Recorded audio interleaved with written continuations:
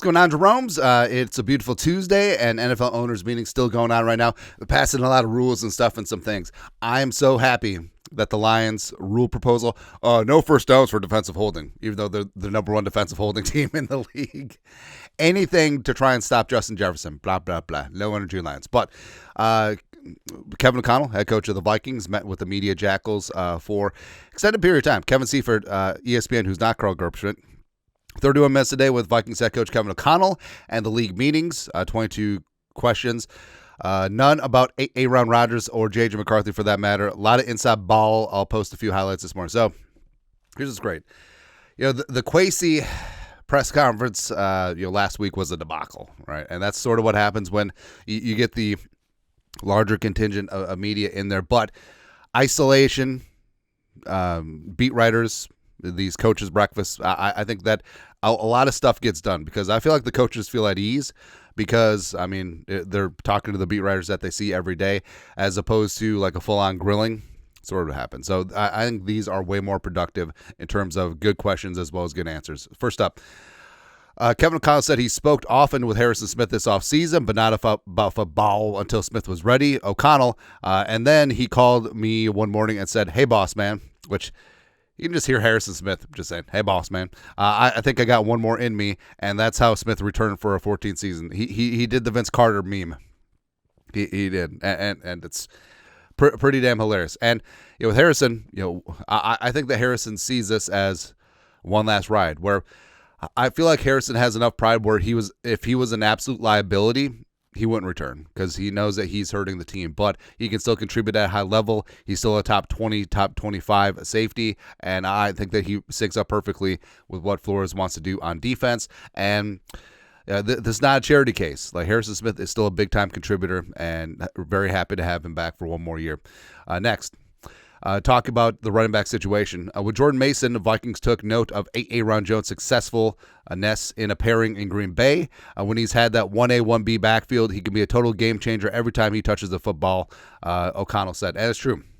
Going back and looking at A.J. Dillon, looking at Jamal Williams, like Aaron Jones throughout his NFL career has been best as in a duo, right? And last year, there was a lot of concerns, like, well, they're really just feeding him a workhorse type workload, and is he going to be able to hold up?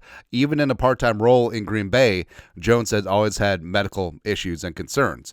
But he did play in all 17 games and the playoff game, but he did exit several games due to nagging injuries. So I think that picking up Jordan Mason, especially a guy that is accustomed to doing the dirty work, accustomed to the early down between the tackle, short yardage work, I think that's going to be a legit pairing because they really sync up together well. And what Mason does versus Aaron Jones, Jones, like we said, is probably the best receiving running back in the National Football League. He's one of the best pass protectors as well. So it really is a fire and ice situation where, honestly, if you combine Mason and Aaron Jones' skill set, you would have the perfect running back.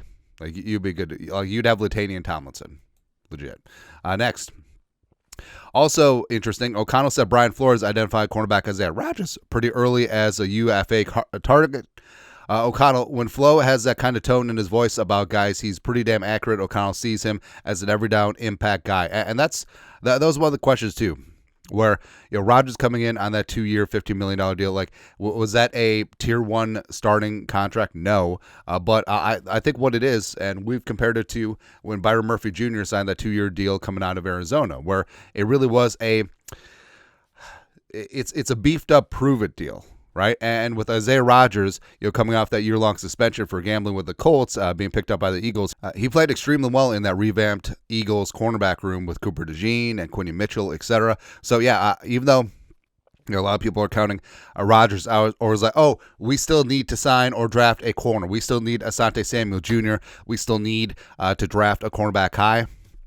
Maybe the team in Florida do see Rodgers as a full-time starter with Murph and, the cornerback 3 TBD with Blackman, Nudie, as well as Okudah. Now, certainly wouldn't mind Asante Samuel Jr. or drafting a cornerback high, but, we'll see what happens in the draft. We'll see if it happens with Samuel in free agency afterwards as well. But either way, like Isaiah Rodgers, even though this free agent class has been great, I think that he may be the sleeper signing that really pans out in the future. Next. Speaking of free agent signings, the Vikings didn't shy away from signing players who are recovering from significant injuries this spring. You look at Hargrave with the tricep, you look at Jonathan Allen with the pec, etc., and one of them is Rondale Moore with the ACL. O'Connell said at this point only one of them might not be fully ready for training camp, a wide receiver Rondale Moore, who suffered a serious leg injury last summer with Atlanta. And that did happen in training camp.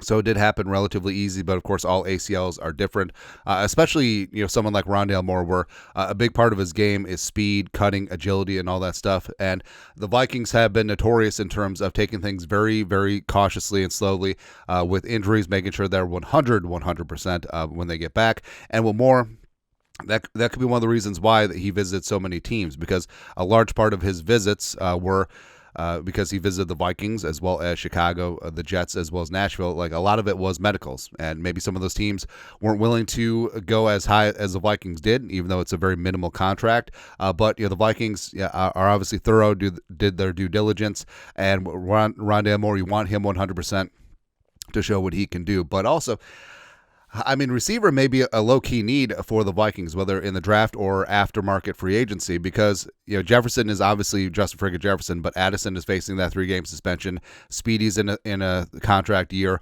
Rondale Moore may not be 100% by training camp. Tim Jones more of a special teams guy. So the Vikings, wouldn't be shocked if the Vikings spend some draft capital on a receiver or prioritize a free agent after the draft. So we'll see what happens there. But either way, it was so nice. It was so nice. They actually got some non-Rodgers, non-Kwesi extension questions in. It's just so glorious. And it's good when Kevin O'Connell talks ball, because beyond all the melodrama and the controversy, it was like that was created by the Athletic. Rodgers, all that nonsense. No, this is a damn good football team led by this man, a damn good football coach.